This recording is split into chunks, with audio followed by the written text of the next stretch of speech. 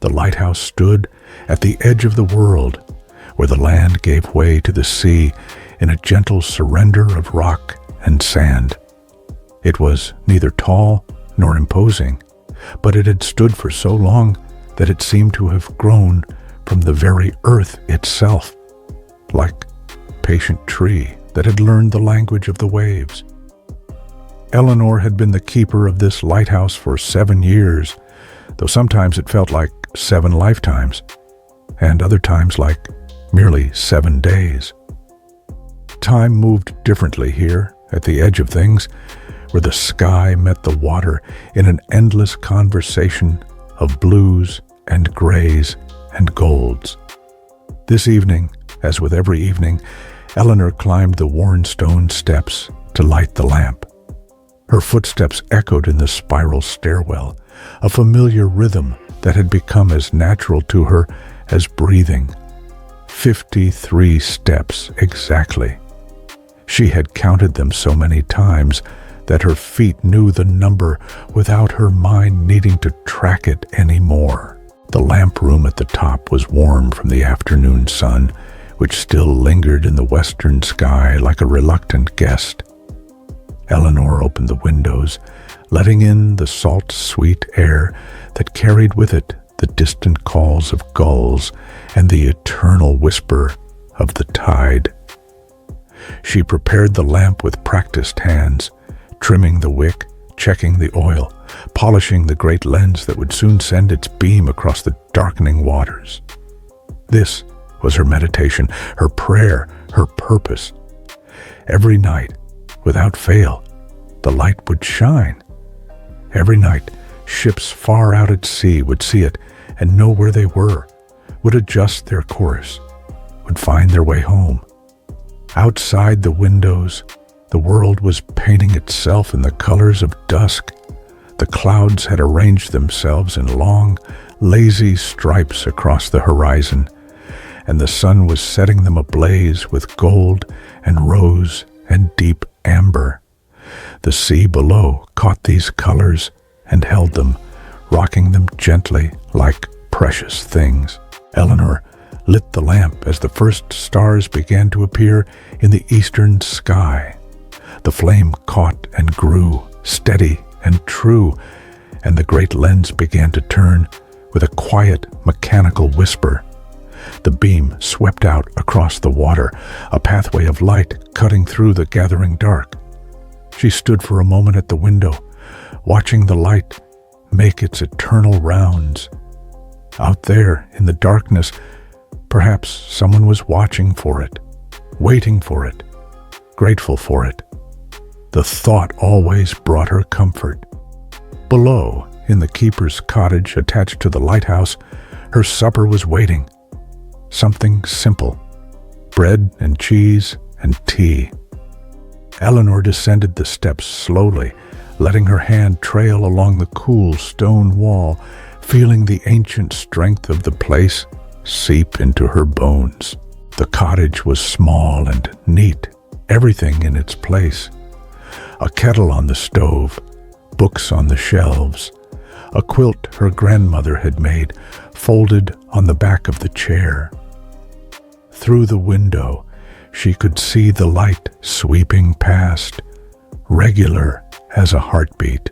She made her tea and sat by the window, watching the day fade completely into night.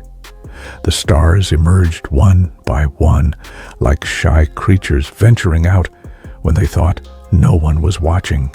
The moon, just past full, rose from the sea like a blessing, laying down a silver road across the water. Sometimes ships pass close enough for Eleanor to see their lights, warm yellow points moving steadily across her view. She liked to imagine the people aboard them, where they were going, what they were carrying, what stories they held. Each ship was a world unto itself, and they all passed by her lighthouse, guided safely by its light. Tonight was quiet, peaceful. The wind was gentle, barely stirring the long grass that grew around the cottage. The waves rolled in with a steady, soothing rhythm, the kind that made you want to close your eyes and simply listen, letting the sound wash away the day's small worries and tensions. Eleanor finished her tea and washed her cup, setting it to dry on the rack by the sink. She would check the light once more before bed, as she always did, to ensure all was well. This was her routine, her ritual, the shape of her days and nights. Outside, the world was very dark now, except for her light sweeping across it, and the moon's gentle glow, and the scattered diamonds of the stars. Eleanor wrapped her shawl around her shoulders and stepped out into the night, breathing deep the clean, clear air. The path to the lighthouse was smooth beneath her feet, worn by years of her own footsteps. She knew every stone, every dip and rise. She could have walked it blind and never stumbled. At the base of the lighthouse, she paused and looked up. The light turned above her, faithful and true, just as it had turned for all the years before she came, and would turn for all the years after she was gone. There was something deeply comforting in that continuity, in being part of something larger than herself, something that served and protected and guided. Eleanor climbed the 53 steps once more. In the lamp room, everything was as it should be. The flame burned steadily, the lens turned smoothly, the beam reached out across the water with perfect regularity. She adjusted a small lever, checked the oil level, nodded to herself in satisfaction. From this height, the view was extraordinary. The sea stretched out forever, dark and mysterious, holding its secrets. The moonlight danced on the waves, and the stars reflected in the water, so that it was hard to tell where the sky ended and the sea began. It all blended together into one vast, beautiful darkness, punctuated by light. Eleanor stood at the window for a long time, simply watching, simply being. There was nowhere else she needed to be, nothing else she needed to do. Up here at the top of the lighthouse, with the light turning beside her and the night all around, she felt at peace. Eventually, she descended the stairs again, her footsteps soft in the darkness. The cottage welcomed her back, warm and safe. She locked the door, drew the curtains, lit a candle to see by. In her small bedroom, she changed into her nightgown and brushed out her hair, watching in the mirror as the candlelight flickered and danced. She looked the same as always, neither young nor old, neither beautiful nor plain, just herself, just Eleanor, keeper of the light. She climbed into bed and pulled the quilt up to her chin. Through the window she could see the beam of the lighthouse sweeping past, regular and reassuring. She closed her eyes and listened to the waves, their eternal song, their lullaby that had soothed sailors and dreamers for countless years. Sleep came gently, like a soft tide rising, and Eleanor drifted away on it, floating peacefully into dreams. Eleanor woke to the sound of rain. It pattered against the windows in a gentle rhythm, soft and steady, the kind of rain that settles in for the day and asks nothing of you except that you let it be. She lay in bed for a moment, listening, feeling the warmth of the quilt around her, in no hurry to rise. The light in the room was gray and soft, filtered through clouds. It was the kind of light that made you want to move slowly, speak quietly, think peaceful thoughts. Eleanor rose and dressed in her simple clothes, wool skirt, cotton blouse, thick stockings, sturdy shoes. She braided her hair and pinned it up, splashed water on her face from the basin, looked out the window at the rain-washed world. The sea was gray today, the same color as the sky, and the rain blurred the line between them until they seemed to merge into one. The lighthouse stood solid and strong, its light still turning even though it was day, a pale ghost of its nighttime brilliance. Eleanor made breakfast and ate it slowly, savoring the warmth of her tea, the sweetness of jam on bread. There were chores to do. There were always chores, but they could wait a little while. The rain had bought her some time, some quietness, some permission to simply be still. She was washing her dishes when she saw the figure on the path. At first, she thought it might be a trick of the rain, a shadow or a piece of driftwood that looked like something it wasn't. But no, someone was walking toward the lighthouse, bent against the weather, moving slowly but steadily up the path from the beach. Visitors were rare here. The lighthouse was remote, difficult to reach, not a place people came to unless they had a reason. Eleanor dried her hands and went to the door, opening it just as the figure reached the cottage.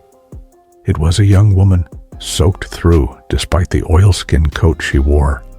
Her hair hung in wet strands around her face, and her eyes were the color of the sea on a stormy day, gray-green and deep. "Please," the young woman said, and her voice was hoarse, as if she had been shouting or crying, or both. "Please, may I come in?" Eleanor stepped aside without hesitation. "Of course. Come in, come in. You're frozen through." The young woman stumbled inside, and Eleanor caught her elbow to steady her. She was shaking with cold and exhaustion, her lips tinged with blue. "Sit here, by the stove," Eleanor said, guiding her to the chair. "I'll get you dry clothes and something warm to drink." She worked quickly and efficiently, the way she did everything. She brought towels and a warm nightgown, made tea with extra sugar, stoked the fire in the stove until it roared with heat. The young woman accepted it all with murmured thanks, wrapping the towel around her wet hair, holding the cup of tea in both hands as if it were something precious. "What's your name?" Eleanor asked gently, sitting across from her with her own cup of tea. "Mara," the young woman said. "My name is Mara." "I'm Eleanor. You're safe here, Mara. Take your time." They sat in silence for a while, listening to the rain and the crackle of the fire. Eleanor didn't press with questions. She had learned, in her years of solitude, that silence was often the kindest thing you could offer someone. Eventually, Mara spoke. "I was on a ship, a small fishing boat. We got caught in rough water, and I fell overboard, or jumped. I'm not quite sure anymore." She closed her eyes. "I swam for so long, I didn't think I would make it. But then I saw your light, and I knew which way to go." Eleanor nodded. "The light guides people home. That's what it's for." "I swam all through the night," Mara continued, her voice dreamy and distant. "The waves were so big, and I was so tired. But every time I looked up, there was your light, turning and turning, showing me the way. It was like a heartbeat, like the world's heartbeat, steady and sure."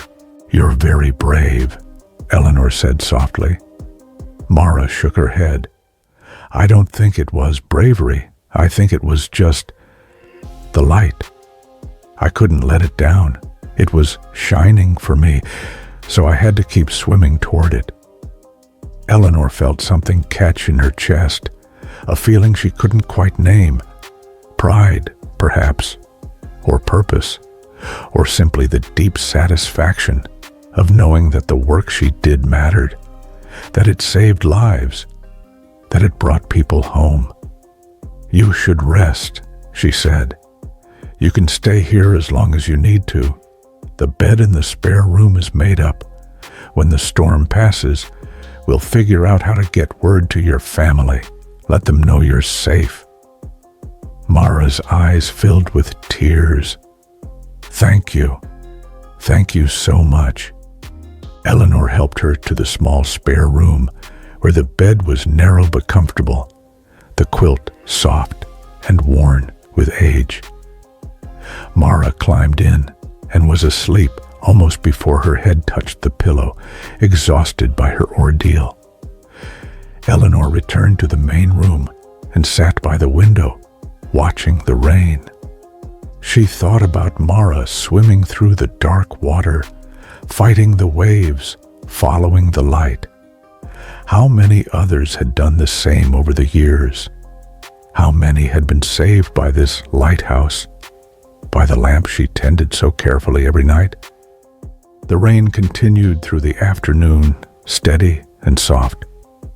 Eleanor went about her chores quietly, not wanting to wake Mara.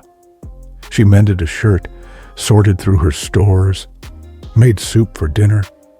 The routine tasks soothed her, as they always did. When evening came, she climbed the stairs to light the lamp.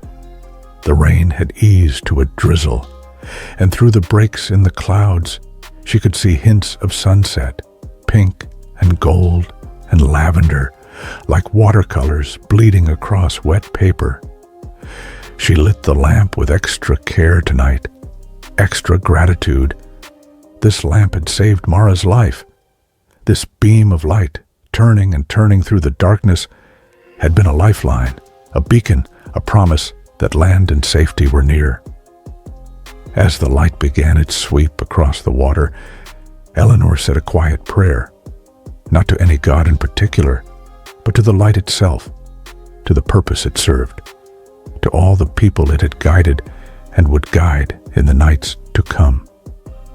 When she returned to the cottage, Mara was awake, sitting at the table in the borrowed nightgown, looking much better. The color had returned to her cheeks, and her hair, now dry, curled softly around her face. "I made soup," Eleanor said. "Are you hungry?" "Starving," Mara admitted with a small smile. They ate together as darkness fell completely outside. Mara told Eleanor about her life. She'd been working on the fishing boat to earn money for her studies. She wanted to be a teacher, to work with children, to help them learn about the world. "That's good work," Eleanor said. "Important work." "Like yours," Mara replied. "Keeping the light burning, guiding people home. That's important too." Eleanor smiled. "I suppose it is. I don't always think of it that way. It's just what I do.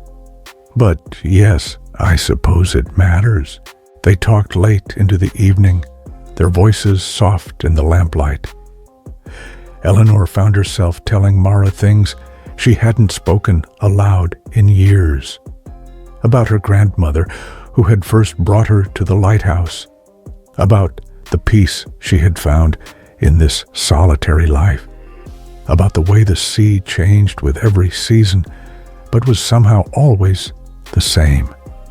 Mara listened with full attention, asking questions, understanding without judgment.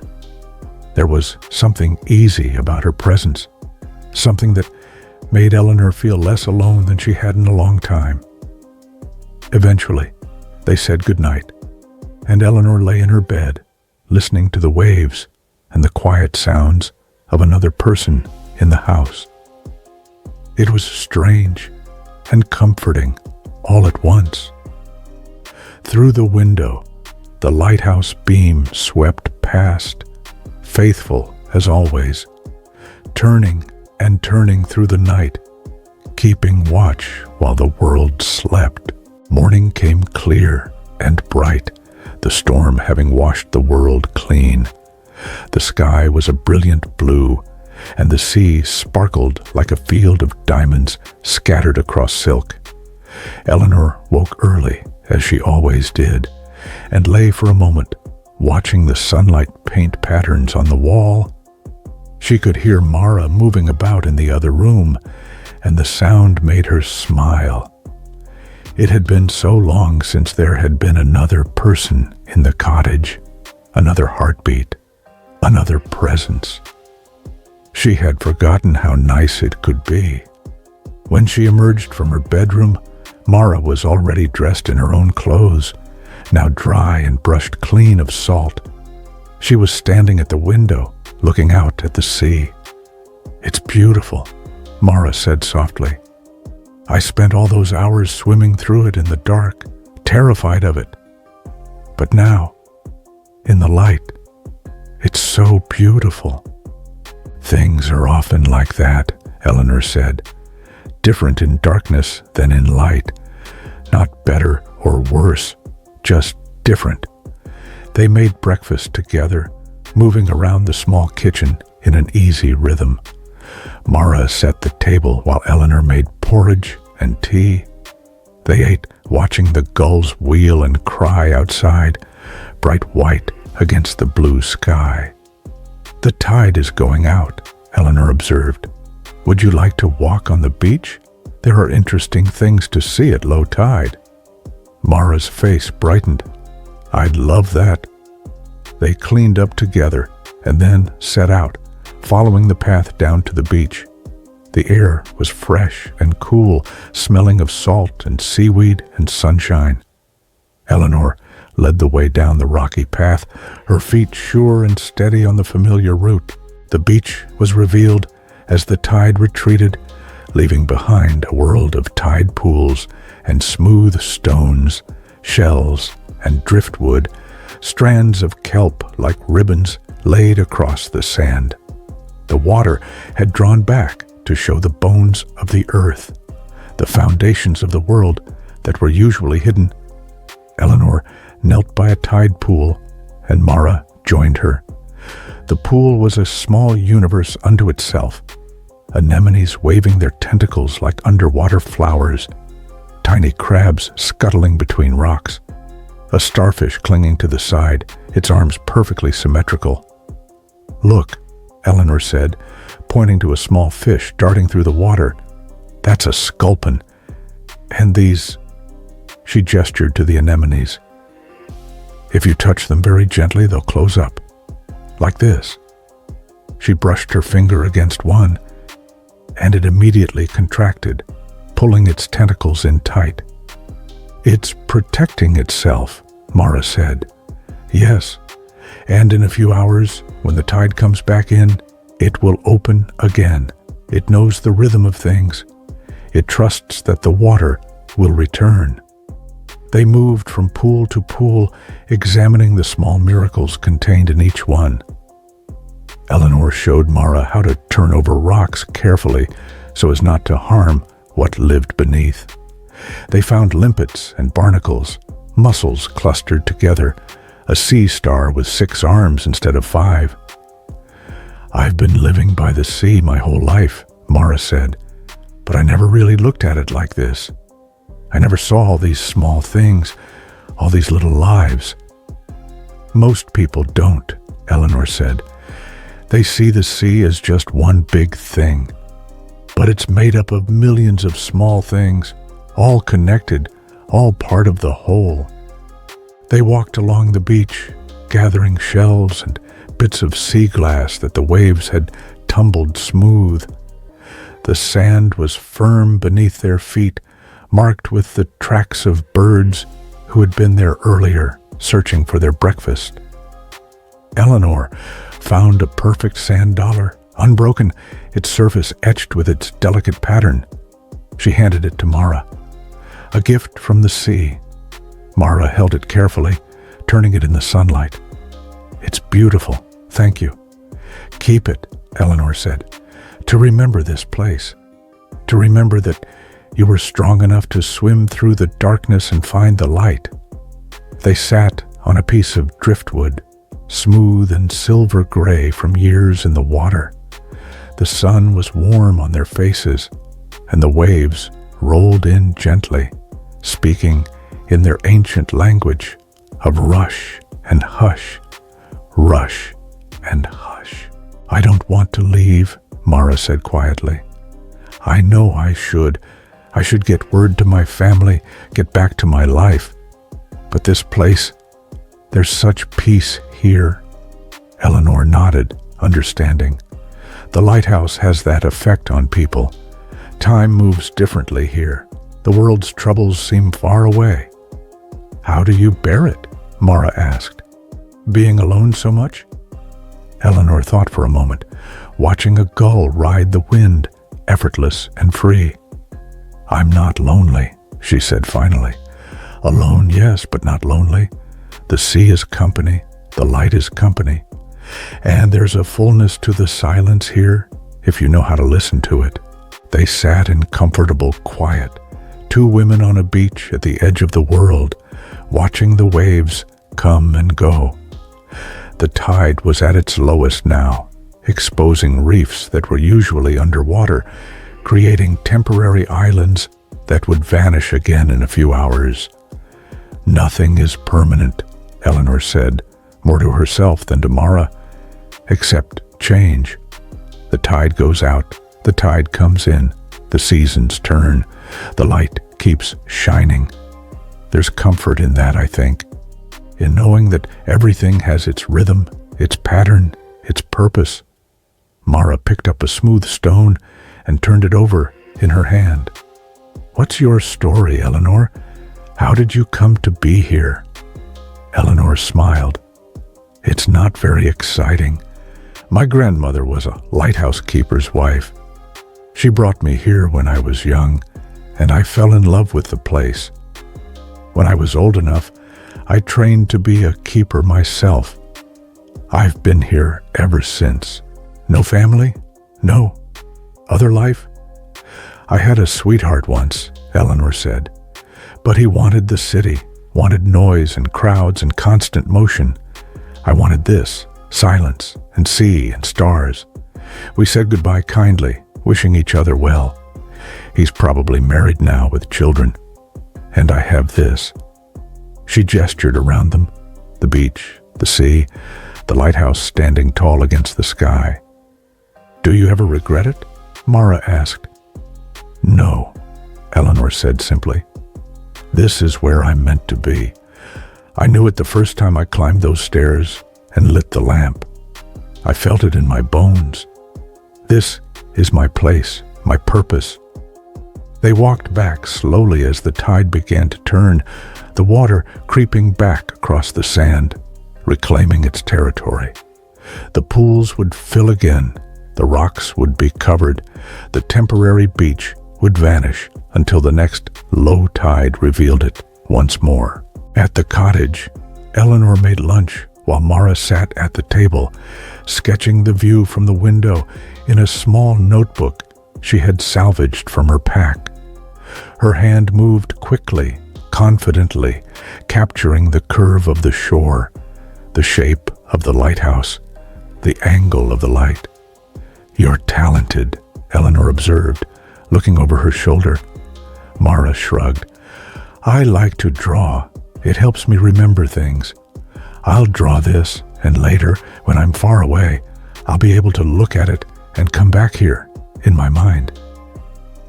They ate their lunch of bread and cheese and fresh fish that Eleanor had caught in her small boat the day before the storm. The food was simple, but good, tasting of salt and sun and the sea. After lunch, Eleanor taught Mara how to splice rope, showing her the proper way to weave the strands together so they held strong. Mara's fingers fumbled at first, but she was a quick learner, and soon she had the rhythm of it. "Everything here is about patterns," Mara said. "The waves, the tide, the light, even this rope. Everything has its pattern." "Yes," Eleanor agreed. "And once you learn the patterns, you can trust them. You can build your life around them."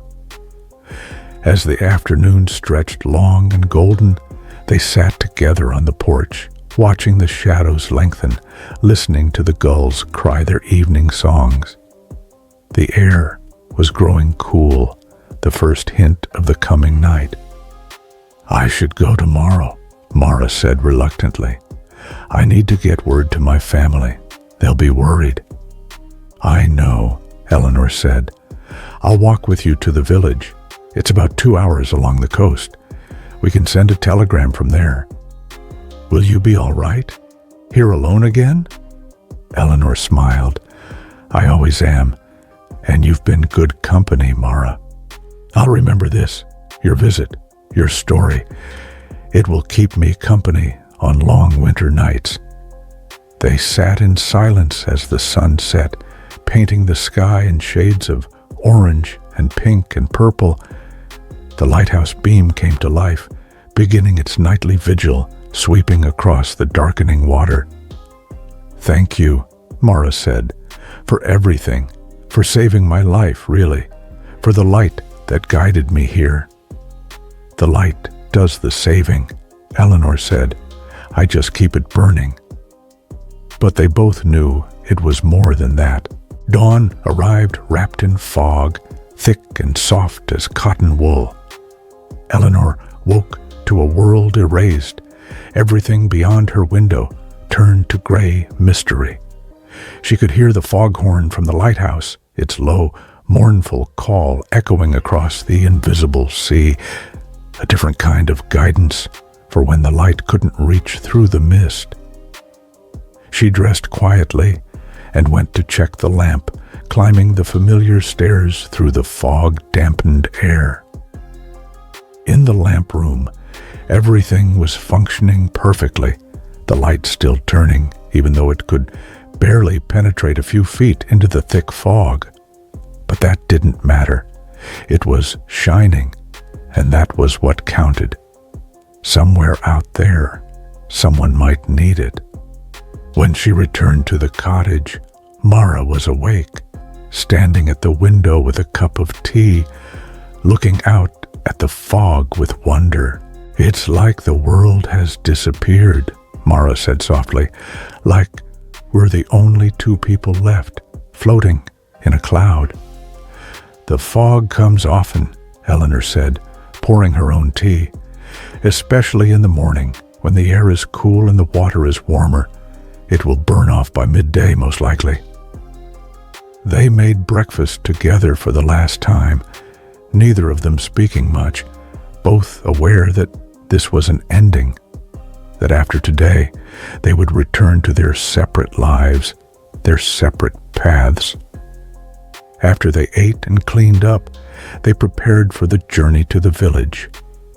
Eleanor packed a small bag with supplies, water, bread, cheese, apples. She pulled on her walking boots and her oilskin coat, and Mara did the same with the borrowed clothes Eleanor had given her. They set out into the fog, following the path that ran along the cliff top toward the village. Eleanor knew this path by heart, had walked it hundreds of times in all weather, in all seasons. She could have walked it blind, and in this fog, she nearly was. The world was reduced to a sphere around them, perhaps 10 feet in any direction, beyond which everything dissolved into soft, gray nothing. Their footsteps were muffled, their voices seemed to carry strangely, and the only other sound was the distant boom of waves against rocks somewhere below, and the occasional cry of a gull lost in the mist. "It's like walking through a dream," Mara said, her voice hushed. "Yes," Eleanor agreed. "The fog makes everything unreal, but the path is still here, solid under our feet. We just have to trust it." They walked in companionable silence, the fog drifting around them like something alive. Sometimes it thinned enough for them to see the edge of the cliff, the dark rocks below, the pale hint of the sea. Then it would close in again, hiding everything. Eleanor found herself thinking about paths, about the ways people move through life. Some paths were clear and well marked, easy to follow. Others were hidden in fog, requiring trust and faith and the courage to keep walking when you couldn't see what lay ahead. "Eleanor," Mara said after a while, "can I ask you something?" "Of course." "Do you ever wonder about the lives you've saved? All the ships you've guided? All the people who've seen your light and found their way home? Do you ever think about them?" Eleanor considered this. "Sometimes," she said. "Mostly, I try not to. It's not really about them specifically, you see. It's about the act itself, the service. The light shines for everyone and no one. It doesn't choose. It just is." "But you must have saved so many lives," Mara persisted. "Doesn't that matter?" "Of course it matters," Eleanor said gently. "But if I spent all my time thinking about it, trying to count or measure or keep track, I'd lose sight of what's important. The work itself, the daily tending of the light. That's what matters. The rest is just the light doing what light does." They walked on, and gradually the fog began to thin. First, they could see farther, 20 feet, then 30. The sun became visible as a brighter patch in the gray, like a pearl behind silk. Colors started to emerge, the green of grass, the brown of earth, the distant blue of clearing sky. By the time they reached the halfway point, where the path dipped down into a sheltered valley with a small stream running through it, the fog had lifted enough for them to see the landscape around them.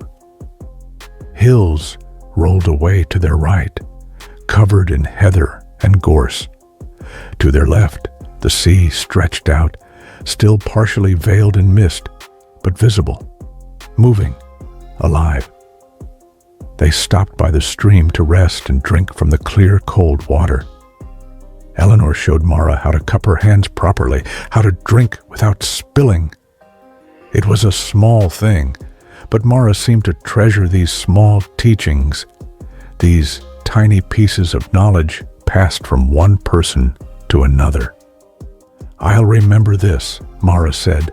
"All of it. The lighthouse, the tide pools, this walk through the fog. I'll carry it with me." "Good," Eleanor said. "And maybe someday you'll pass it on to someone else. That's how these things work. We give what we've received." They walked on as the sun broke through completely, burning away the last of the fog. The world revealed itself in full, beautiful and ordinary and miraculous all at once. Birds sang in the hedgerows, butterflies danced over wildflowers, and the sea sparkled in the distance, back to its blue-green glory. The village appeared as they crested a final hill, a small collection of white cottages clustered around a harbor, boats bobbing at anchor, smoke rising from chimneys. It looked peaceful and quaint, like something from a painting. They walked down into the village, and people greeted Eleanor with friendly waves and calls. She was known here, respected, a fixture in their world, just as the lighthouse was. At the post office, they sent a telegram to Mara's family. The message was brief, but would bring relief. Safe. Well, coming home soon. Mara. The postmaster, a kind old man with spectacles and a white beard, patted Mara's hand. "There now. Your folks will be glad to hear from you. We heard about the boat that went down. Feared the worst. We did. But Eleanor's light brought you home, didn't it?" "It did," Mara said, smiling. "It brought me home." They arranged for Mara to catch the mail coach that afternoon, which would take her to the nearest town, from where she could make her way back to her family. It meant they had a few hours together still, and they used that time to walk around the village, to have lunch at the small inn, to simply be together before the inevitable parting. Over bowls of fish stew and thick slices of bread, Eleanor told Mara stories of the village, of the people who lived there, of the rhythms of their lives so different from the solitary rhythm of the lighthouse. "Don't you ever want this?" Mara asked. "Community, neighbors, people around you?" Eleanor shook her head. "I have what I need. The village is here when I want it, and the lighthouse is there when I need solitude. It's a good balance." When the time came for the coach to leave, they stood together in the village square. Other passengers were boarding, a farmer with a crate of chickens, a woman with 2 small children, a young man with a battered suitcase. "Goodbye, Eleanor," Mara said, and her eyes were bright with tears. "Thank you doesn't seem like enough." "It's exactly enough," Eleanor said. She pressed a small package into Mara's hands. "For the journey, and to remember." Mara opened it to find the perfect sand dollar they'd found on the beach, wrapped carefully in paper, along with a small jar of jam from Eleanor's pantry and a packet of tea. "I'll treasure these," Mara said, "and I'll write to you. May I?" "I'd like that," Eleanor said. They embraced, 2 women who had been strangers 3 days ago and were now something more. Not quite friends, not quite family, but connected by storm and light and the strange intimacy of shared time in a liminal space. The coach pulled away, and Eleanor stood watching until it disappeared around the bend in the road.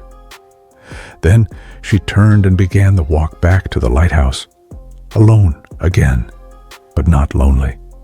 The fog had completely cleared now, and the walk back was beautiful. Eleanor moved at her own pace, stopping to watch a hawk circle overhead, to examine a particularly interesting flower, to simply stand and look out at the sea that was both her companion and her charge. By the time she reached the lighthouse, the afternoon was well advanced. She climbed the stairs and checked the lamp, even though it wouldn't need lighting for hours yet. Everything was as it should be.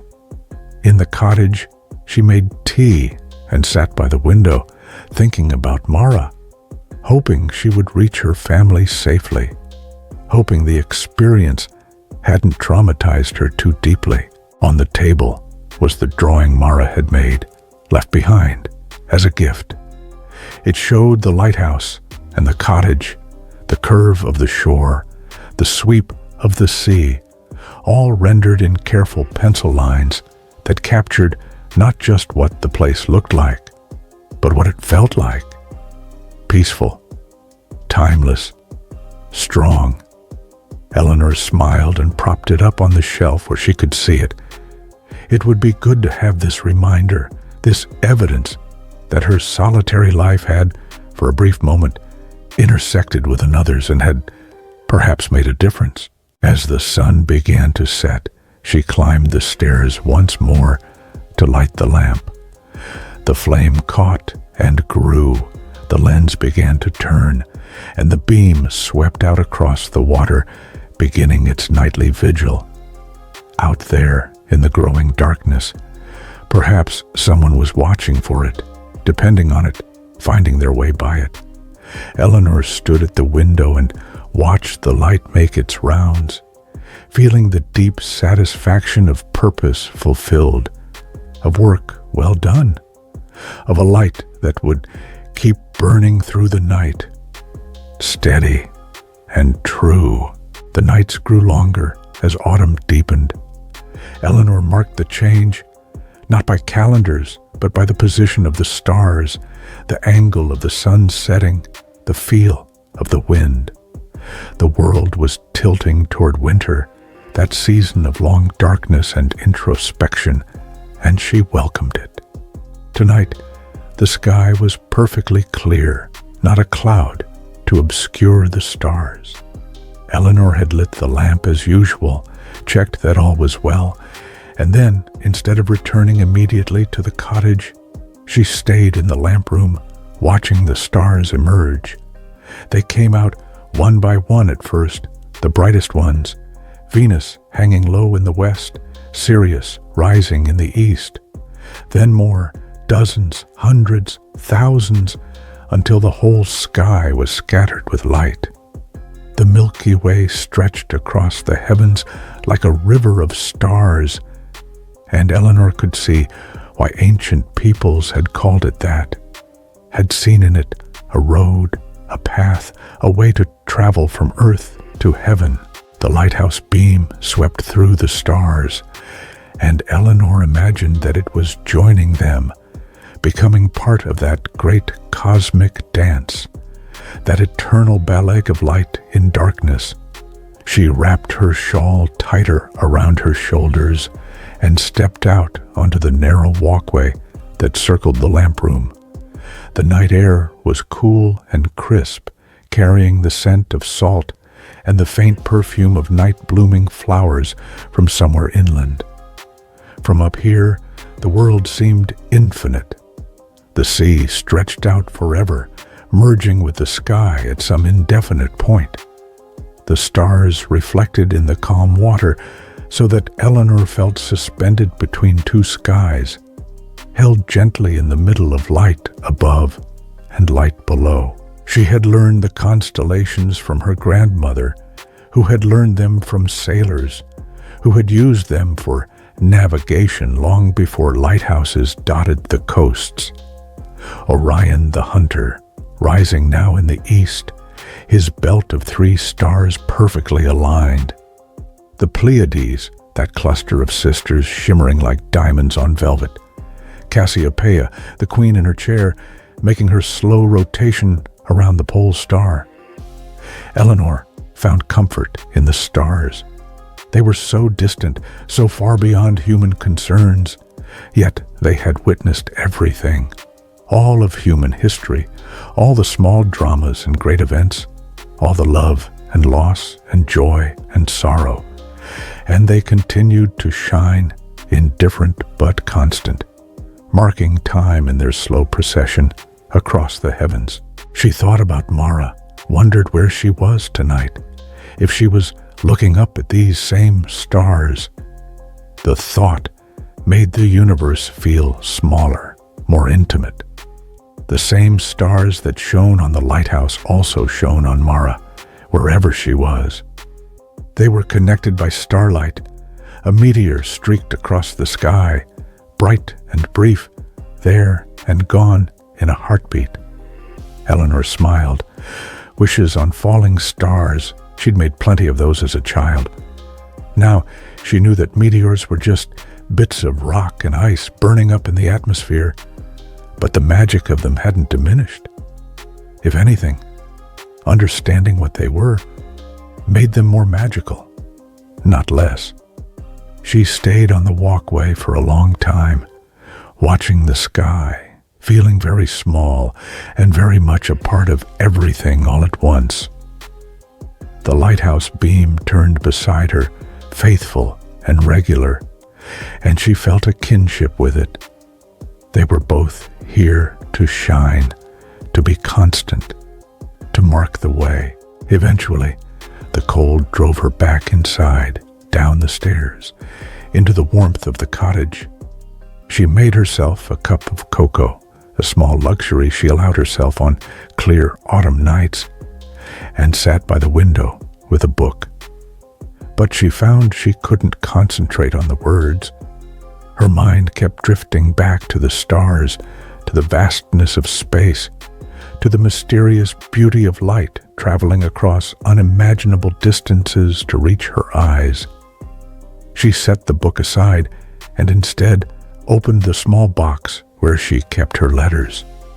There were a few from her grandmother, written years ago, before she passed. Eleanor read them sometimes, hearing her grandmother's voice in the careful script, feeling her presence in the words. And there, on top, was a new letter, The first from Mara, which had arrived just yesterday. Eleanor opened it again, reading it slowly in the lamplight. Mara had made it home safely. Her family had been overjoyed to see her, had held her and wept and thanked God and the lighthouse and Eleanor, all in the same breath. She was recovering well, sleeping better each night, the nightmares of drowning fading slowly. She wrote about how different the city seemed after the lighthouse. Too loud, too crowded, too fast. She found herself longing for the simplicity of the sea, the rhythm of the waves, the peace of that small cottage at the edge of the world. I understand now, she had written, why you stay there, why you chose this life. There's a truth in that place, a clarity. Everything is reduced to what matters, light and dark, land and sea, safety and danger. There's no room for the small lies we tell ourselves in the city, the little deceptions and distractions. At the lighthouse, everything is honest. Eleanor folded the letter carefully and put it back in the box. She would write back tomorrow, would tell Mara about the stars, about the meteor, about the quiet beauty of these autumn nights. She finished her cocoa and prepared for bed, moving through her nighttime routine with the same care she brought to everything, brushing her hair, washing her face, changing into her nightgown, checking that the door was locked and the fire was safely banked. In bed, she could see the lighthouse beam sweeping past her window, and beyond it, through the other window, the stars. So much light in the darkness, so much beauty in the night. She closed her eyes and listened to the waves, that eternal lullaby, and let herself drift toward sleep. In that space between waking and dreaming, she thought she could hear music. Not real music, but something like it. The music of the spheres, perhaps, that harmony the ancient philosophers spoke of, the song that all creation sings together, the stars singing to the sea singing to the shore singing to the lighthouse singing its beam across the water. All of it connected, all of it part of one great song, one vast, beautiful pattern.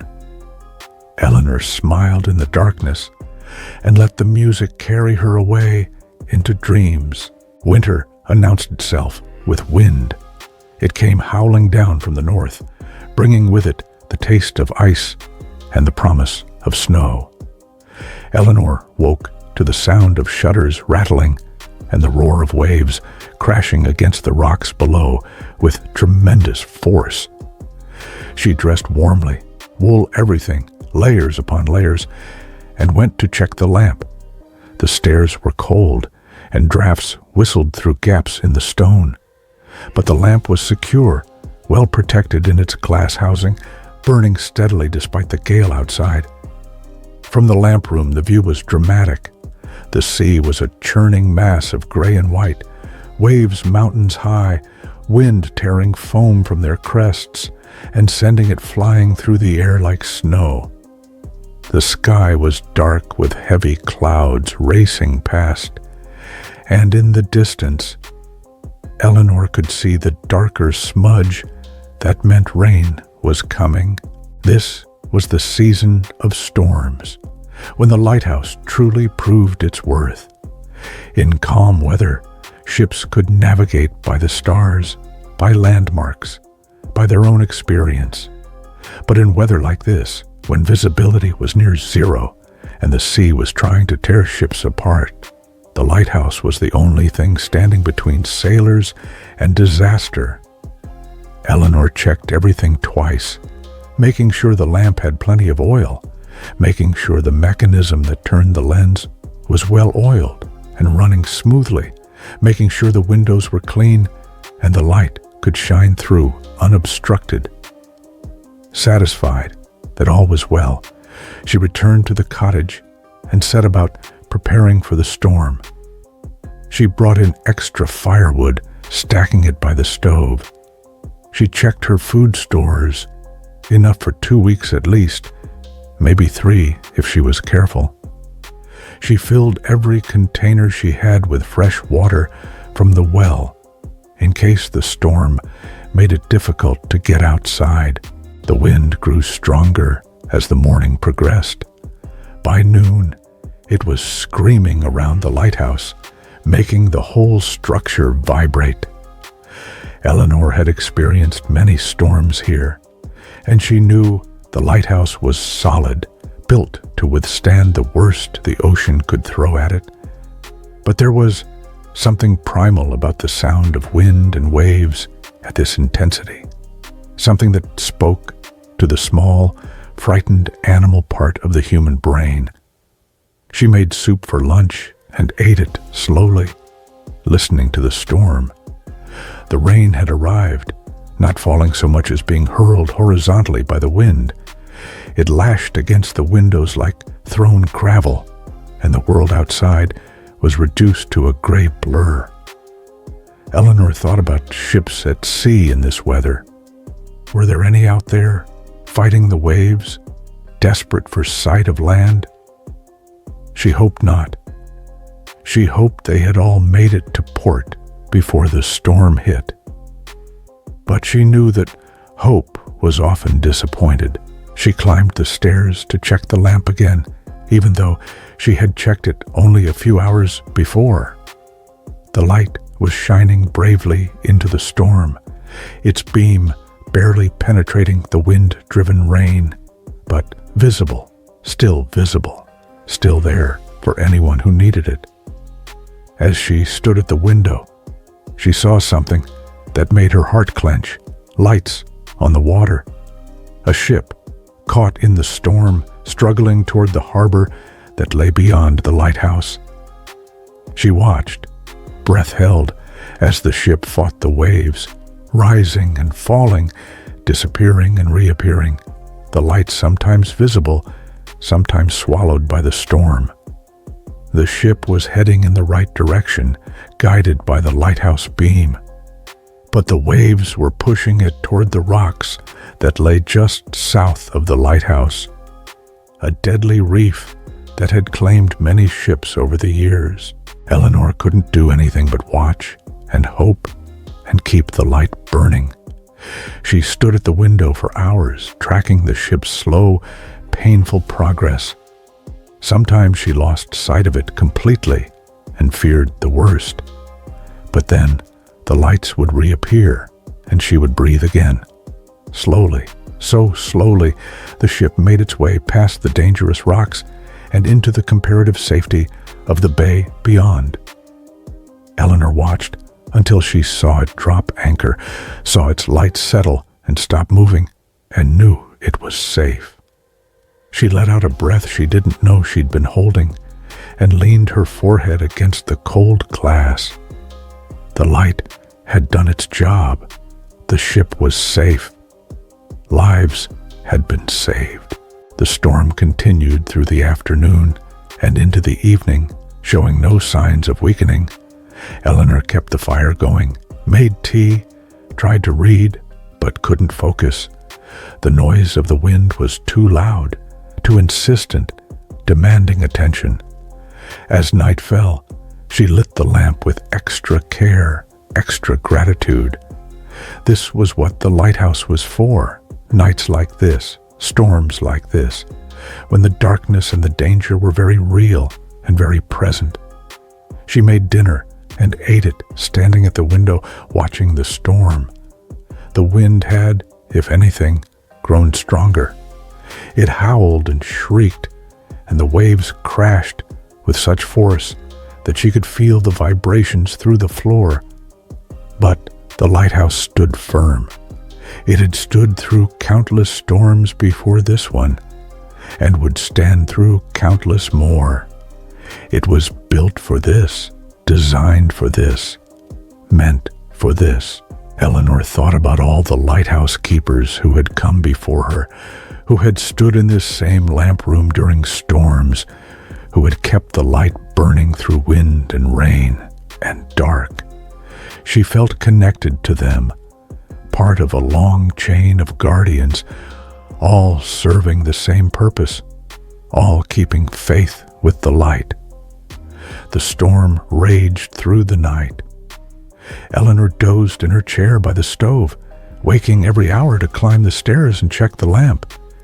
Each time, it was still burning, still turning, still faithfully sending its beam across the wild water. Toward dawn, the wind finally began to ease.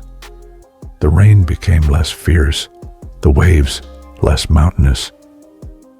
By the time the sun rose, though it was barely visible behind the thick clouds, the worst had passed.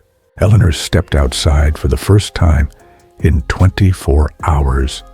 The world was transformed.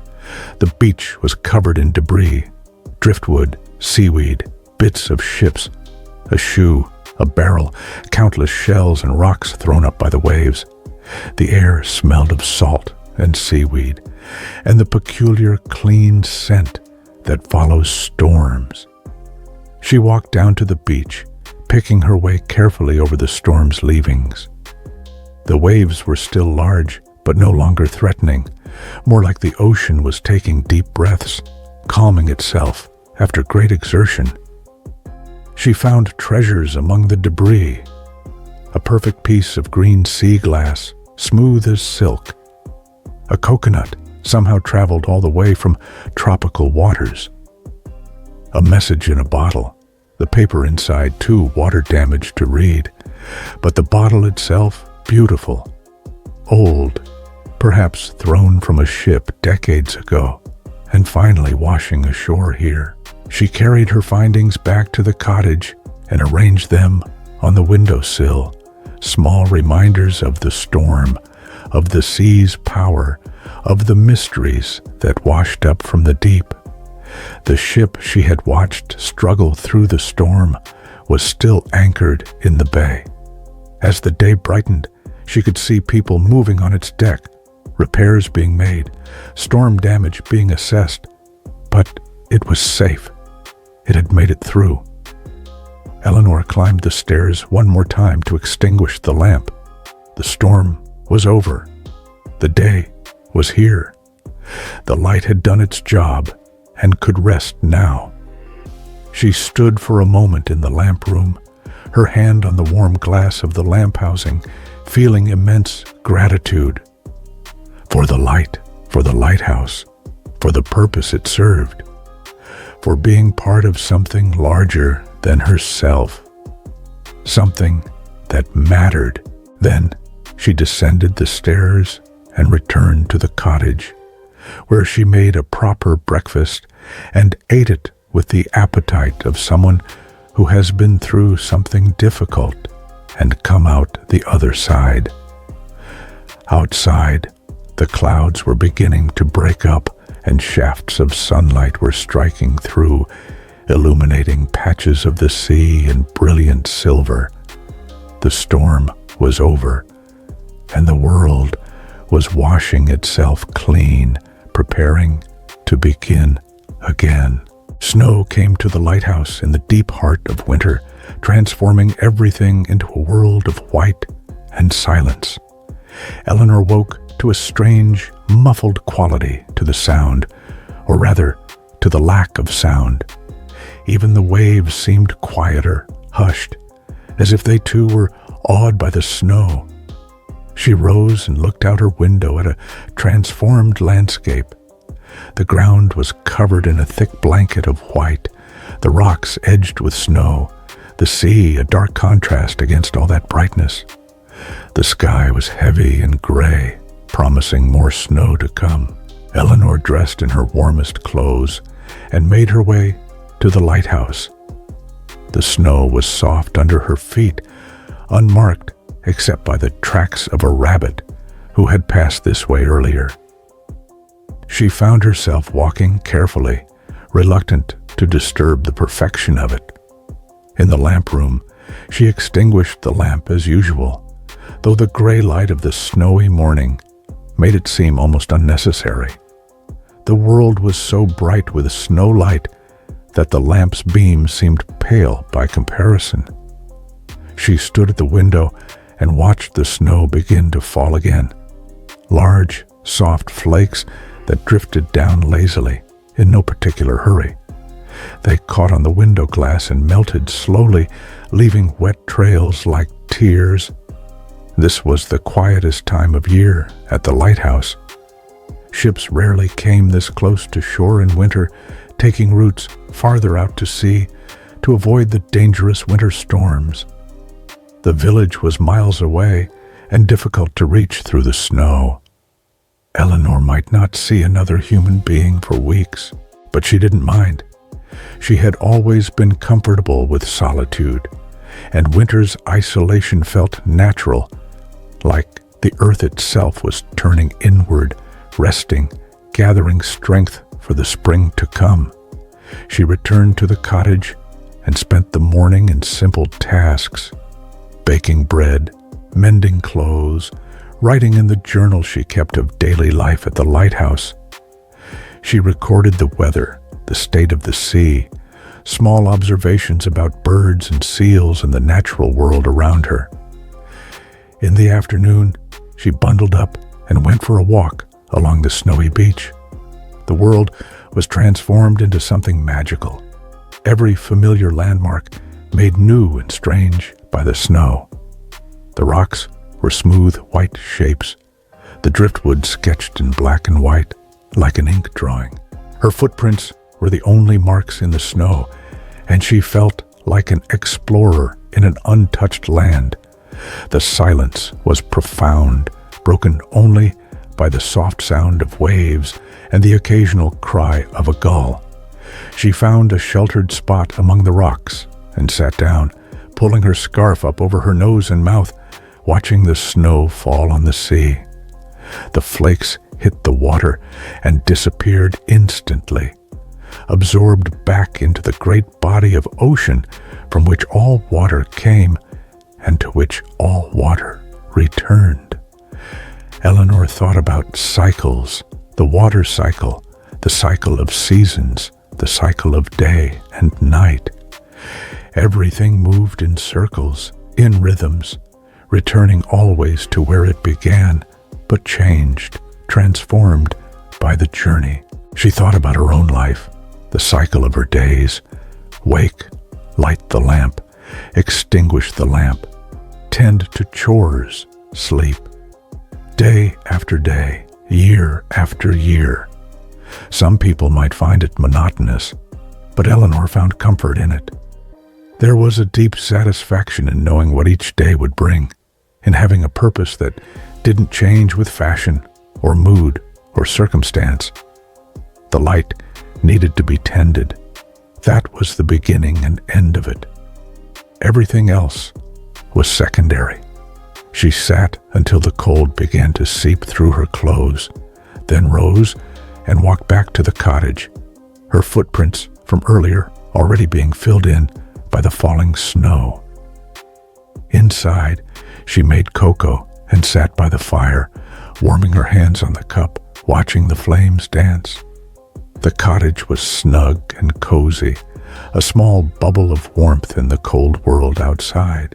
She had received another letter from Mara the week before, brought by the postman on his last delivery before the heavy snows. Mara was back at her studies working hard, but she wrote often of missing the lighthouse, of longing for the simplicity and peace she had found there. Sometimes, Mara had written, I close my eyes and imagine I'm there again. I can hear the waves, smell the salt air, see the light turning in the darkness. It's become a place I go to in my mind when the world is too much, too loud, too complicated.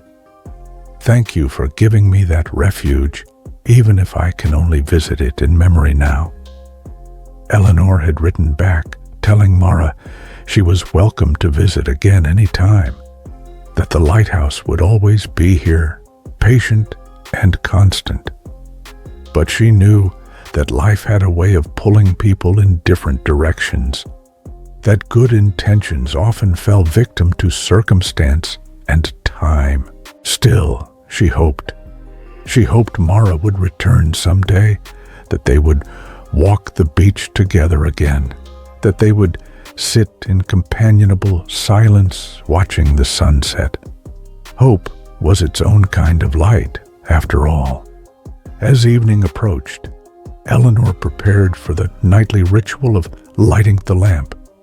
She climbed the stairs slowly, savoring each step, not hurrying. There was no need to hurry. The lamp would be lit when it needed to be lit, and not a moment before or after. In the lamp room, she went through the familiar motions with hands that knew every movement by heart. Clean the glass, trim the wick, check the oil, light the flame. The lamp came to life, and the lens began its slow rotation, sending the beam out across the snowy landscape, across the dark sea, into the winter night. Eleanor stood at the window and watched the beam sweep across the falling snow. The flakes caught the light as it passed, glittering briefly before returning to darkness. It was beautiful, magical, like stars falling from the sky. She thought about all the people who might see this light tonight. Ships far out at sea, small boats making their way home, someone standing on a distant shore looking out at the ocean.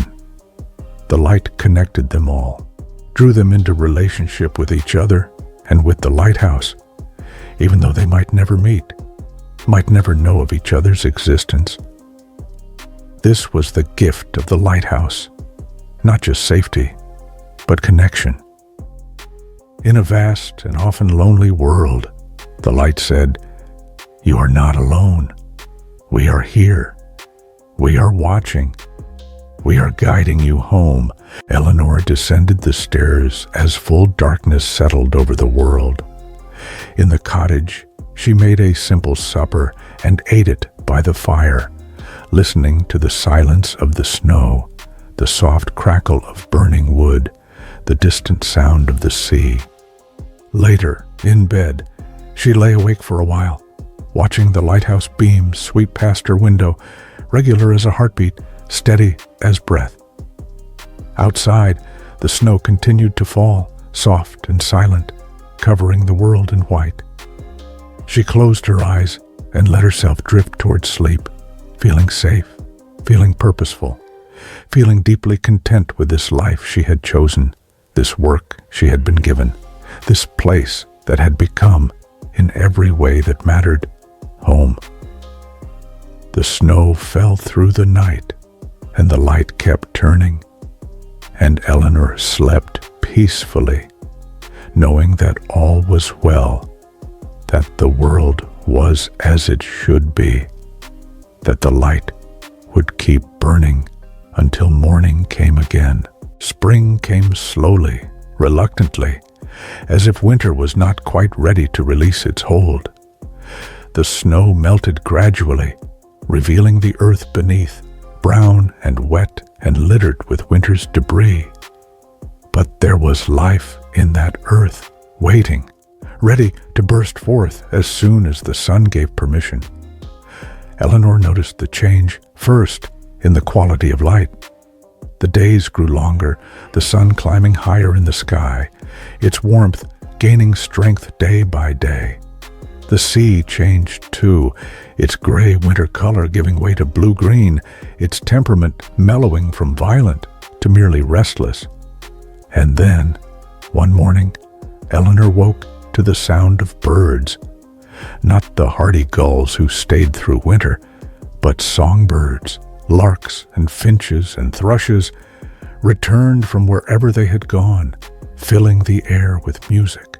She rose and opened her window, breathing in air that smelled different, green, growing, full of promise.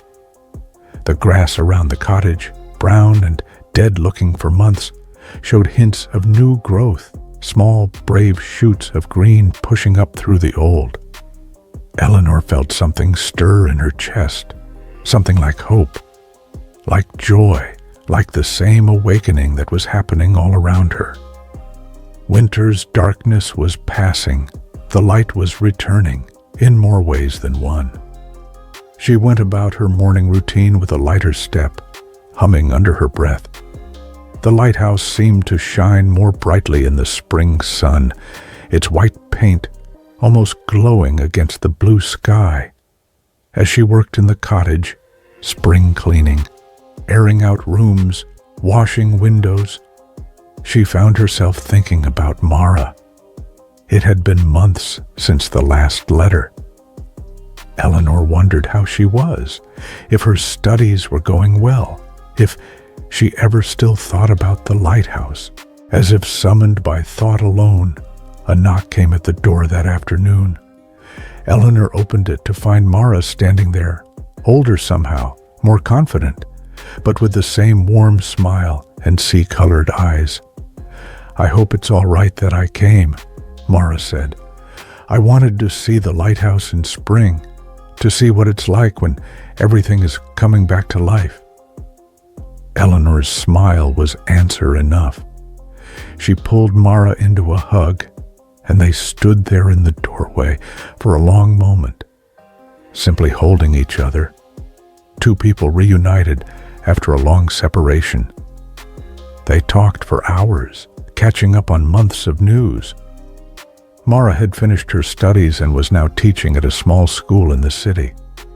She loved the work, but found it exhausting, draining in a way that left her longing for the peace of the lighthouse. "I had to come back," she said, "even if just for a little while.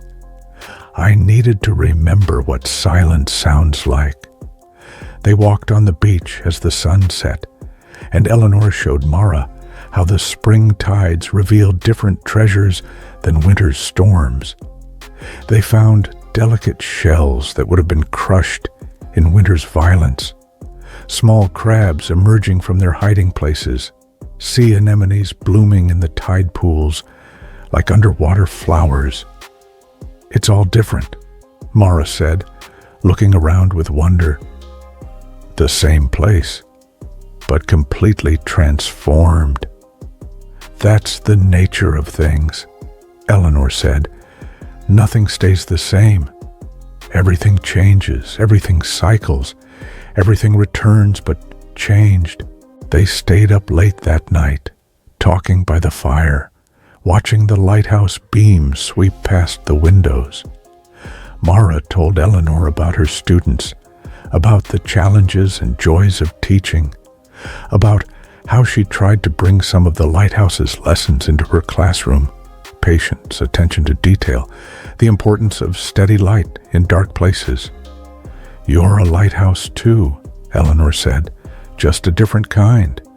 You guide young minds instead of ships, but it's the same work, really. Showing the way, being steady, shining light into darkness." Mara stayed for a week, falling back into the rhythm of lighthouse life as if she'd never left. She helped with chores, walked the beaches, sat in companionable silence watching the sea. And slowly, day by day, Eleanor saw the exhaustion fade from her face, saw the peace return to her eyes. On Mara's last evening, they climbed the lighthouse stairs together to watch the sunset from the lamp room. The sky put on a spectacular show, clouds painted in shades of pink and orange and purple, the sun sinking into the sea in a blaze of gold. "I'll come back," Mara said. "Not right away, but I'll come back. This place, it's part of me now. It's where I come to remember who I am." "The lighthouse will be here," Eleanor said, "and so will I. Always." They lit the lamp together that night, Mara's hands joining Eleanor's in the familiar ritual. The flame caught and grew, the lens began to turn, and the beam swept out across the darkening water.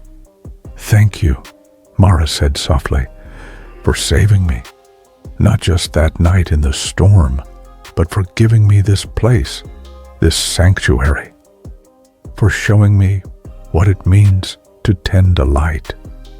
The next morning, Eleanor walked Mara to the village to catch the coach. They didn't talk much. There was no need. Everything had already been said, in words and in silence, in shared work and shared quiet. When the coach pulled away, Eleanor waved until it disappeared, then turned and walked back to the lighthouse. The path seemed familiar and dear, every stone a friend, every curve known to her feet and heart. She spent the rest of the day in her garden, newly planted with vegetables and herbs and a few flowers for color and cheer. The earth was soft and dark, rich with life, ready to nurture whatever was planted in it.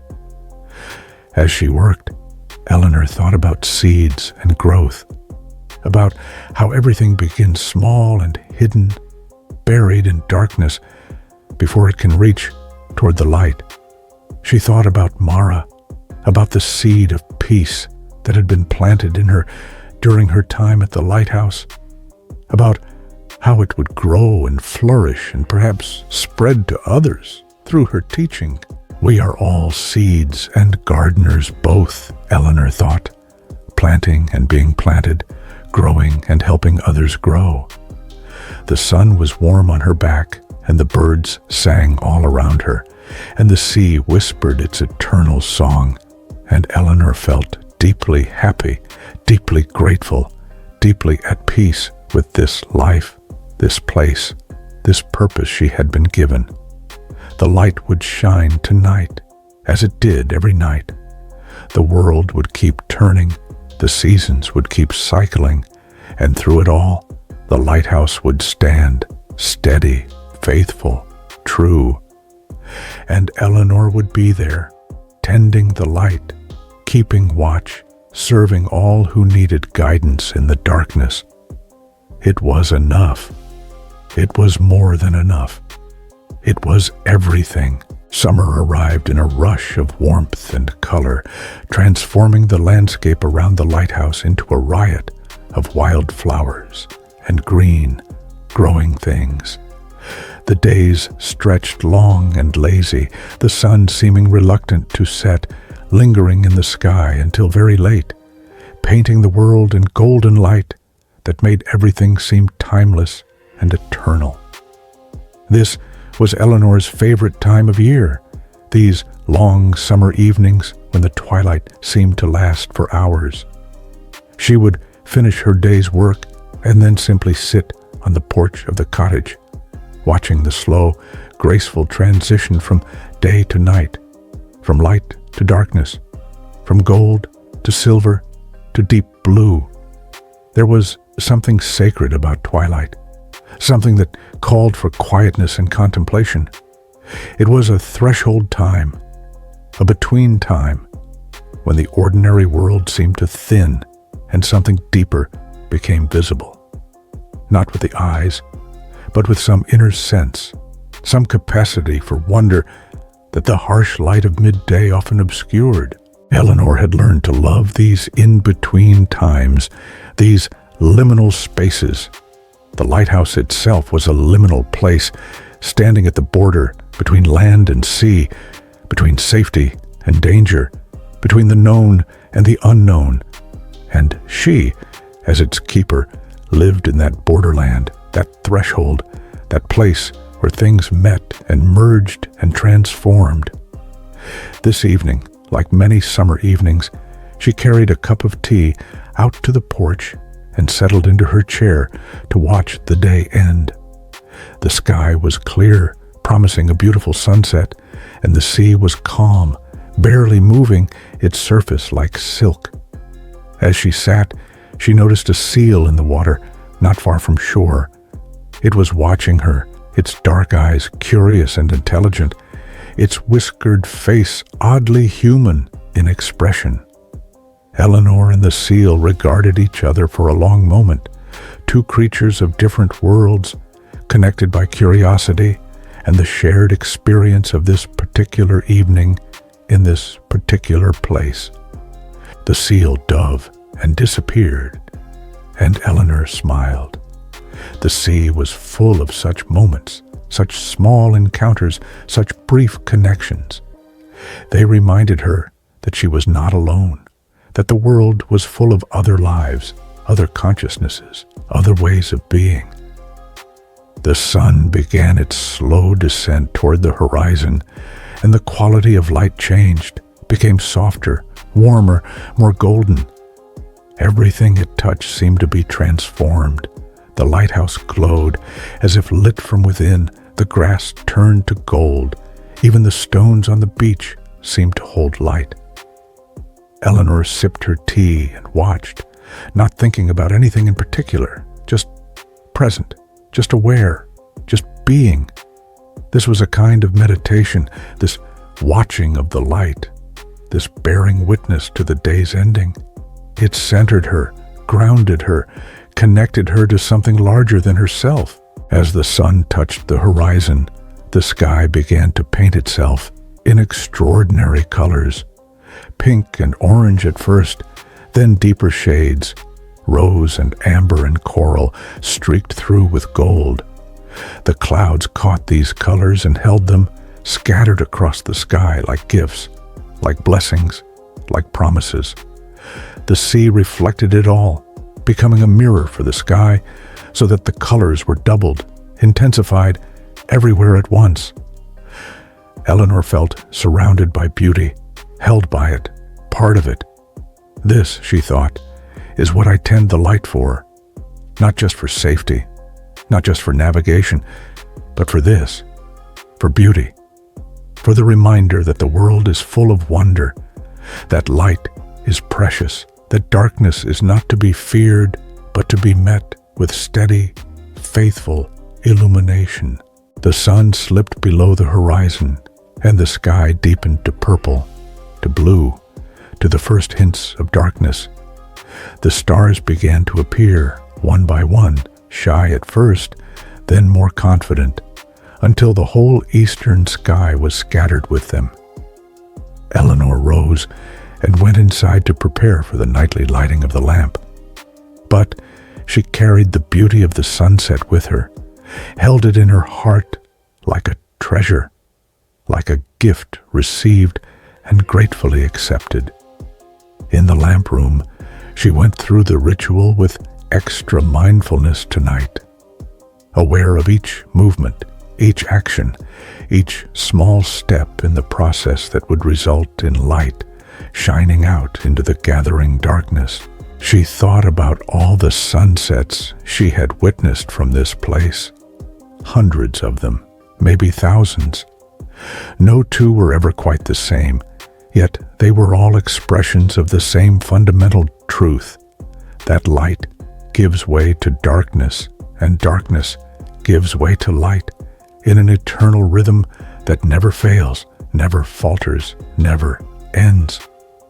The lamp lit, the beam began to turn, and Eleanor stood at the window watching it sweep across the water, across the rocks, across the beach where she had sat so many evenings watching the sun set. Someone out there might see this light and find their way home. Someone might be comforted by it, encouraged by it, saved by it. Or maybe no one would see it tonight. Maybe it would shine into empty darkness, unseen and unneeded. It didn't matter. The light shone regardless. That was its nature, its purpose, its gift to the world. It shone whether anyone was watching or not, whether anyone needed it or not. It shone because it was a light, and lights shine.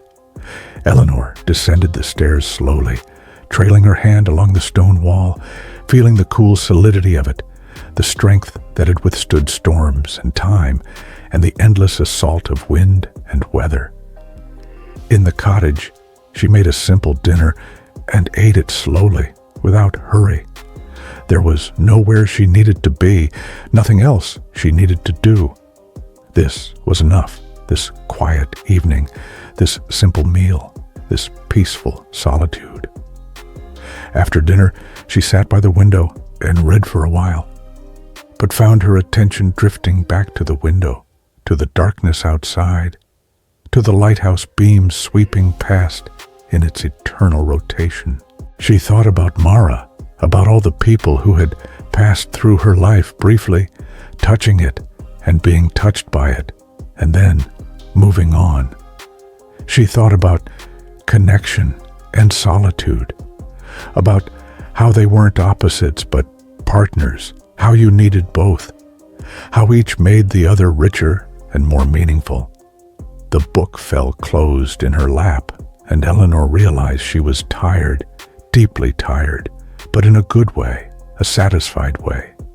The kind of tiredness that comes from a day well lived, from work well done, from a life that feels aligned with purpose. She prepared for bed slowly, savoring each small action, braiding her hair, washing her face, pulling on her nightgown, turning down the covers. These ordinary actions felt like prayers, like gratitudes, like small ceremonies of care and attention. In bed, she lay for a while listening to the night sounds, the waves, the wind, the distant call of a night bird, the creak of the house settling. And through it all, the steady sweep of the lighthouse beam, marking time, marking safety, marking the boundary between darkness and light. Eleanor closed her eyes and felt herself drifting, floating, letting go of the day and all its small beauties and simple pleasures. Sleep came gently, like a tide rising, and she surrendered to it gladly, knowing that tomorrow would bring another day, another sunset, another lighting of the lamp. The work would continue. The light would keep shining. And she would be here, faithful and steady, tending the light, keeping watch, serving her purpose in the world. It was a good life, a meaningful life, a life that mattered. And with that thought, Eleanor slipped into dreams, peaceful and content, while outside the lighthouse beam swept on through the darkness, turning and turning, shining and shining, faithful and true.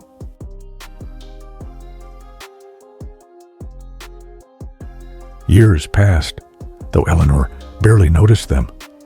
Time at the lighthouse moved in its own way, marked not by calendars, but by tides and seasons, by the cycle of stars across the sky, by the rhythm of days and nights blending one into another in an endless, peaceful flow. She grew older, her hair turning silver, her hands becoming gnarled with age and work, her step a little slower on the stairs. But her purpose never wavered, never faltered. Each evening she climbed the stairs to light the lamp, and each morning she climbed them again to extinguish it. The work was constant, and she was constant in doing it. Mara came back occasionally, bringing her family eventually, a kind husband, 2 bright children who ran laughing on the beach and looked at the lighthouse with wonder. They would stay for a week, maybe 2, and then return to their lives in the city, carrying with them the peace and quiet they had found at the edge of the world. Other visitors came too over the years, a young man who had lost his way and needed somewhere quiet to find himself again, an old woman who wanted to see the ocean one more time before she died, an artist who painted the lighthouse from every angle, in every light, trying to capture something that couldn't quite be captured, but only experienced. Eleanor welcomed them all, shared her space and her silence, and watched them leave again, changed in small ways, carrying something of the lighthouse's peace with them. The lighthouse itself seemed timeless, unchanging, the same stones, the same stairs, the same lamp that had burned for decades and would burn for decades more. It asked nothing of Eleanor except her faithfulness. And she gave that freely, gladly, knowing that this was what she had been meant to do all along. One autumn evening, as Eleanor was preparing to light the lamp, she paused at the top of the stairs and looked out at the sea. The sun was setting in spectacular fashion, the sky ablaze with color, the water reflecting it all back like a mirror made of silk and light. She thought about all the sunsets she had seen from this place, all the dawns, all the storms and calm days and everything in between. She thought about all the ships she had guided, all the lives touched by the light she tended. She thought about the pattern of her days, repeated so many times they had worn smooth grooves in her soul, comfortable and familiar as an old song. And she felt in that moment a profound sense of completion, not ending, but fulfillment, as if everything she had done, every choice she had made, every day she had lived, had been leading to this moment, this understanding, this deep peace. The light needed to be lit. That was certain. The light would always need to be lit. But Eleanor understood now, in a way she hadn't before, that the light was larger than her, older than her, would continue long after she was gone. She was not the light itself, but merely its tender, its keeper, its faithful servant for a little while. And that was enough. That was everything. She lit the lamp with hands that knew every movement by heart, watched the flame catch and grow, watched the lens begin its slow rotation. The beam swept out across the water, across the darkening world, carrying its message of safety, of guidance, of light in darkness. Eleanor stood at the window for a long time, watching the light do its work. She felt tired, but it was a good tiredness, the tiredness of a race well run, of work well done, of a life lived with purpose and meaning. Eventually she descended the stairs, slowly, carefully, her hand on the wall for support. In the cottage, she made tea and sat by the fire, watching the flames dance, listening to the waves whisper their eternal song. The lighthouse beam swept past the window, regular as breathing, steady as a heartbeat. Eleanor watched it, grateful for it, grateful to it, grateful for the privilege of having spent her life in its service. She thought about writing to Mara, telling her about this feeling of peace, this sense of rightness, but she found she didn't have the words. Some things couldn't be written, couldn't be spoken, could only be felt, only be known in the quiet depths of one's own heart. Outside, the stars were coming out, one by one, filling the sky with their ancient light.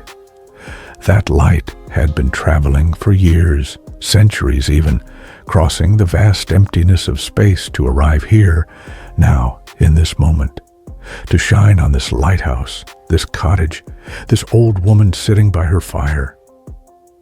Everything was connected, Eleanor thought. Everything was light in one form or another. The stars, the lamp, the fire, even the warmth in her own chest.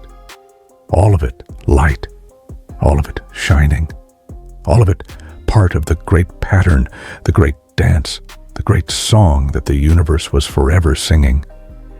She finished her tea and prepared for bed, moving through her nighttime ritual with the care of long practice. Each action was a prayer, each movement a meditation, each moment a small piece of the larger whole. In bed, she lay watching the lighthouse beam sweep past, listening to the waves, feeling the cottage around her like an embrace, solid and safe and home. Her eyes grew heavy, and she let them close, let herself drift toward sleep on the gentle tide of exhaustion and peace. The lighthouse beam kept turning, faithful and true. The waves kept rolling in, eternal and unchanging, the stars kept shining, distant and bright and constant. And Eleanor slept deeply and peacefully, dreaming of light and water and the endless sky, dreaming of all the ships she had guided home, all the lives she had touched, all the moments of beauty she had witnessed from her perch at the edge of the world. The light would keep burning through the night, as it always did, as it always would. Someone, somewhere, might see it and find their way. Someone might be saved by it, guided by it, comforted by it. And that was the point. That was the purpose. That was the gift. The light shines in the darkness, and the darkness has never overcome it and never will. Eleanor slept on, peaceful and content, while above her the lamp burned bright, turning and turning through the night, a small sun in the darkness, a beacon of hope, a promise kept, a light that would never go out. The sea whispered its lullaby, the stars sang their silent song, and the lighthouse stood watch over it all, steady and strong and faithful, as it had for all the years past, as it would for all the years to come. In the morning, Eleanor would wake and extinguish the lamp and begin another day. There would be chores to do, meals to make, small tasks to complete. The rhythm would continue, the pattern would repeat, the work would go on. But for now, she slept, dreaming peaceful dreams, held safe by the lighthouse, by the light, by the eternal rhythm of wave and wind, and the turning of the great lens that sent its beam across the water, across the darkness, across all the distance, between lost and found.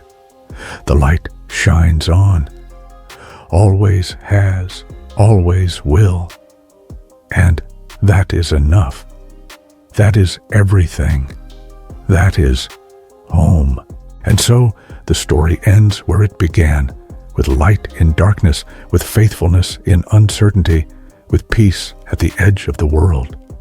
May you, like Eleanor, find your own light to tend, your own purpose to serve, your own peace in the quiet places. May you sleep deeply and dream sweetly, held safe by the knowledge that somewhere, always, a light is shining, guiding the lost home, keeping watch through the darkness, faithful and true. Rest now. The light is burning. All is well. Sleep in peace.